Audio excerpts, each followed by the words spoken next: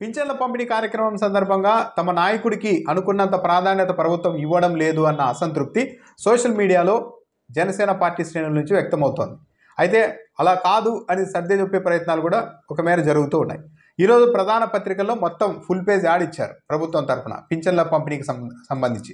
ఈనాడు, ఆంధ్రజ్యోతి పత్రికలతో పాటు ప్రజాశక్తి, ఆంధ్రప్రభ లాంటి పత్రికల్లో కూడా ఫుల్ పేజ్ యాడ్ ఇచ్చారు.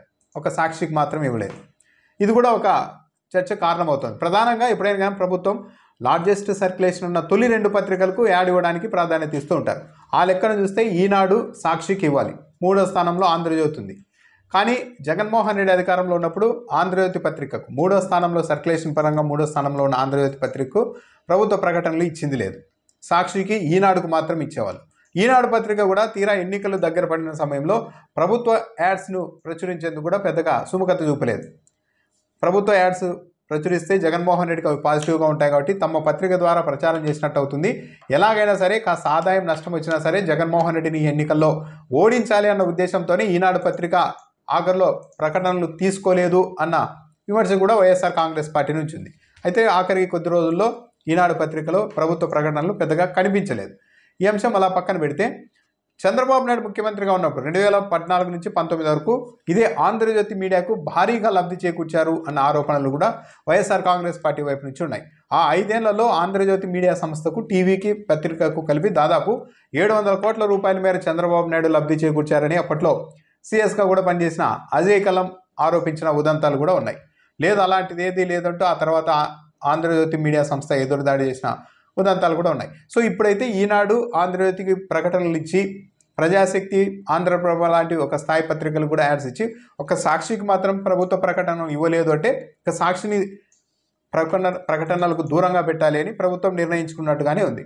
అంటే ఇది తప్పనిసరిగా ఎవరు కాదన్నా అవునన్నా రాజకీయ కక్ష సాధింపే. ఎందుకంటే 3వ ప్లేస్లో, ఆ తర్వాత ప్లేస్లో ఉన్న పత్రికలకు యాడ్స్ ఇచ్చి 2వ స్థానంలో ఉన్న సాక్షికి ఇవ్వలేదు అంటే అది పూర్తిగా కక్ష సాధింపు కిందే చూడాల్సి ఉంటుంది. ఈ అంశాన్ని పక్కన పెడితే ప్రభుత్వం ఇచ్చిన ఈ ఫుల్ పేజ్ యాడ్లో పవన్ కళ్యాణ్ ఫోటో లేదు. Deputy CM Pawan Kalyan photo లేకపోవడాన్ని జనసేన వాళ్ళు ప్రశ్నిస్తూ ఉన్నారు.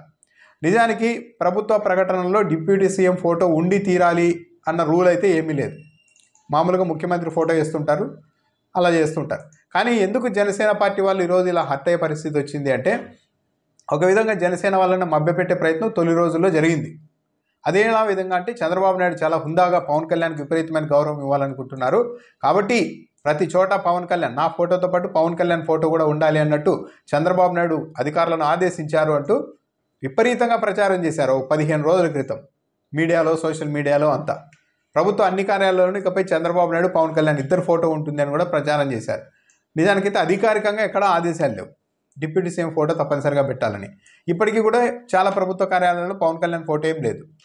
ఇంకా కొందరు అభిమానులు, అంటే ఉద్యోగుల్లో కూడా కాస్త అభిమానం ఉన్న వాళ్ళు ఉంటారు కదా పవన్ కళ్యాణ్ మీద, అలాంటి వాళ్ళు మాత్రం ఈ ప్రచారాన్ని ఆసరాగా చేసుకొని చంద్రబాబు నాయుడు ఫోటో పక్కన పవన్ కళ్యాణ్ ఫోటోలు కూడా కొన్ని చోట్ల పెట్టుకున్నారు. కానీ ఓవరాల్గా ఎక్కడా కూడా ఇది అధికారికంగా జరగలేదు. అదే అనుకుంటే ఈరోజు పత్రికల్లో కూడా పవన్ కళ్యాణ్ ఫోటో లేదు. ఇంకా జనసేన వాళ్లకు పాపం ఆవేదన కలిగించే అంశం ఏంటంటే కొందరు ట్రోల్ చేస్తూ ఉన్నారు. తెలంగాణలో గతంలో డిప్యూటీ సీఎం రేవంత్ రెడ్డి, ముఖ్యమంత్రి రేవంత్ రెడ్డి, డిప్యూటీ సీఎం బట్టి విక్రమార్కతో కూడిన ప్రభుత్వ ప్రకటనలు వచ్చాయి తొలి రోజుల్లో. ఆ అంశాన్ని తీసుకొని వచ్చి చూసారా, కనీసం రేవంత్ రెడ్డి తొలి రోజుల్లో అయినా కూడా డిప్యూటీ సీఎం బట్టి విక్రమార్క ఫోటోను కూడా తనతో పాటు వేయించారు. అంటే ఆ తర్వాత బట్టి విక్రమార్క ఫోటోను కూడా ప్రచురించడం మానేశారు. ఓన్లీ రేవంత్ రెడ్డి ఫోటో ఒకటి మాత్రమే ఉంటుంది. కనీసం తొలి రోజుల్లో అయినా గుర్తించారు. పవన్ కళ్యాణ్కి మాత్రం కనీసం ఒక్కసారి కూడా ఆ అవకాశమే ఇవ్వలేదు అంటూ జనసేన వాళ్ళని కొందరు ట్రోల్ కూడా చేస్తూ ఉన్నారు. ఇది ఒక ఇబ్బందికరమైన పరిస్థితి జనసేన పార్టీకి. అయితే అధికారికంగా అయితే రూల్ ప్రకారం అయితే డిప్యూటీ సీఎం ఫోటో ఉండాలనేది అయితే ఇక్కడ లేదు. కానీ తెలుగుదేశం పార్టీ వాళ్ళే మేము పవన్ కళ్యాణ్కి విపరీతమైన గౌరవం ఇవ్వబోతున్నామని ప్రచారం చేయడంతో వాళ్ళలో లేనిపోని ఆశలు పెరిగాయి. ఇప్పుడు అది అందుకు విరుద్ధంగా పరిస్థితులు ఉండడంతో పత్రికా ప్రకటనలో కూడా ఫోటో లేకపోవడంతో వాళ్ళు కాస్త హర్ట్ అవుతూ ఉన్నారు. ఈరోజు పింఛన్ల పంపిణీ కార్యక్రమానికి సంబంధించి కూడా మంగళగిరిలో చంద్రబాబు నాయుడు హాజరయ్యారు. ఆయన పాల్గొన్న వేదిక మీద ఏర్పాటు చేసిన ఫ్లెక్సీలో చంద్రబాబు ఫోటో, ప్రభుత్వ లోగో మాత్రమే ఉంది, పవన్ కళ్యాణ్ ఫోటో లేదు. కానీ డిప్యూటీ సీఎం పింఛన్ల పంపిణీ కార్యక్రమానికి వెళ్ళారు పవన్ కళ్యాణ్. అక్కడ మాత్రం ఆయన తప్పనిసరిగా తన ఫోటోతో పాటు చంద్రబాబు నాయుడు ఫోటో కూడా పెట్టారు. సో చంద్రబాబు నాయుడు నా పక్కన డిప్యూటీ సీఎంగా పవన్ కళ్యాణ్ ఫోటో కూడా ఉండి తీరాలి అని గతంలో 15 రోజుల క్రితం క్రితం ఆదేశించారంటూ అనధికారికంగా జరిగిన ప్రచారం అంతా ఉత్తుత్తిదే అన్నదైతే ఇప్పుడు స్పష్టంగా అర్థమవుతోంది. ఒకవేళ గౌరవప్రదంగా ప్రభుత్వ కార్యాలయంలో నా ఫోటో పక్కన పవన్ కళ్యాణ్ ఫోటో పెట్టాలి అని ఆదేశించి ఉంటే ఇక ప్రభుత్వ ప్రకటనల్లో కూడా అదే పని చేసి ఉండేవాళ్ళు కదా. కనీసం మీటింగులకు సంబంధించిన వేదికలపైన తాను పాల్గొన్న వేదిక మీద అయినా సరే పవన్ కళ్యాణ్ ఫోటోను కూడా చంద్రబాబు నాయుడు పెట్టనిచ్చి ఉండేవాళ్ళు కదా. అదంతా ఏమీ జరగడం లేదు. అయితే ఒకటి, తెలుగుదేశం పార్టీ నాయకత్వానికి ఒక విషయం బాగా తెలుసు, ఎప్పుడు ఎవరిని వాడాలి, ఎప్పుడు ఎవరిని డౌన్ చేయాలి అన్నది. పవన్ కళ్యాణ్కు ఇప్పటికే మనం అనవసరంగా చాలా హైప్ ఇస్తూ ఉన్నాం. మొత్తం ఈ గవర్నమెంట్ రావడానికే గవర్నమెంట్ మొత్తం పవన్ కళ్యాణ్ భుజస్కంధాల మీదే నడుస్తోంది అన్నట్టుగా ఒక మితిమీరిన ప్రచారం ఇదివరకే చేశాం అన్న ఒక అభిప్రాయం తెలుగుదేశం పార్టీ నాయకుల్లో కూడా ఉంది. కాబట్టి ఇంతకు మించి పవన్ కళ్యాణ్కి ప్రాధాన్యత ఇస్తే ఏదో మొత్తం ఆయనకే క్రెడిట్ వెళ్తుంది అన్న ఆందోళన కూడా, రాజకీయంగా కూడా భవిష్యత్తులో ఇబ్బందులు వస్తాయన్న అభిప్రాయం కూడా తెలుగుదేశం పార్టీ వాళ్ళలో ఉంది. సో కాబట్టి డిప్యూటీ సీఎంగా ఇంతకు మించి పవన్ కళ్యాణ్కు ప్రాధాన్యత ఉంటుందా అంటే అనుమానమే. అసలు ప్రభుత్వం నడుస్తోంది కానీ ఈ నిర్ణయాల్లో పవన్ కళ్యాణ్ పాత్ర ఎంత, ఆయన ప్రభావం ఎంత, ఆయన మాటలకు విలువ ఎంత అన్నది కూడా ఒక పెద్ద ప్రశ్నగానే ఉంది. ఎందుకంటే చాలా నిర్ణయాలు చూస్తే తెలుగుదేశం పార్టీ అధికారంలోకి వచ్చిన తర్వాత ఇది కూటమి ప్రభుత్వం, పవన్ కళ్యాణ్ బీజేపీ సాయంతో ఏర్పాటు చేశాం, మేమంతా ఒకటే అని పైకి చెప్తూ ఉన్నప్పటికీ కూడా తొలి రోజు నుంచి కూడా ఏ నిర్ణయాల్లో కూడా జనసేన కావచ్చు, పవన్ కళ్యాణ్ ఐడియాలజీ కావచ్చు ఎక్కడ కనిపించడం లేదు. దాడుల విషయంలో జరుగుతూనే ఉన్నాయి. తెలుగుదేశం పార్టీ వాళ్ళు విగ్రహాలు పగలగొడుతున్నారు, దాడులు చేస్తున్నారు. వీసీ ఛాంబర్ల దగ్గరికి వెళ్ళి వీసీని బండబూతులు తిడుతూ ఇప్పటికిప్పుడు రాజీనామా చేయడానికి గెరావు చేస్తున్నారు. మరి వాటికి జనసేన పవన్ కళ్యాణ్ మద్దతు పలుకుతూ ఉన్నారా ఏమో అనుమానమే, తెలియదు. ఈ పింఛన్ల కార్యక్రమం కూడా తెలుగుదేశం పార్టీ వాళ్ళు రాష్ట్ర వ్యాప్తంగా జెండాలు కండువాలు కప్పుకొని, తెలుగుదేశం పార్టీ కండువాలు కప్పుకొని మరి ఇంటింటికి వెళ్ళి పింఛన్లు ఇవ్వడం, ఆధార్ కార్డులను చెక్ చేయడం, ఒక విధంగా అజమాయిషీ చెలాయించడానికి మొదలుపెట్టారు. ఈ పద్ధతికి జనసేన పవన్ కళ్యాణ్ ఆమోదం ఉందా, ఆయన స్వాగతిస్తూ ఉన్నారా, ఇలాంటి చాలా అనుమానాలు అయితే ప్రజల్లో ఉన్నాయి.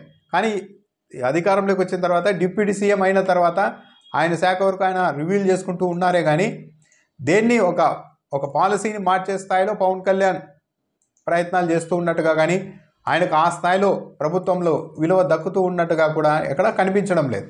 సో ఓవరాల్గా ఏంటంటే అనవసరంగా పవన్ కళ్యాణ్ ఫోటో ప్రతి చోట ఉంటుంది, చంద్రబాబు నాయుడు విపరీతమైన ప్రాధాన్యత ఇవ్వబోతున్నారు అంటూ జరిగిన ప్రచారం కారణంగానే ఈరోజు జనసేన వాళ్ళు నిరుత్సాహపడడానికి ఒక కారణమవుతోంది.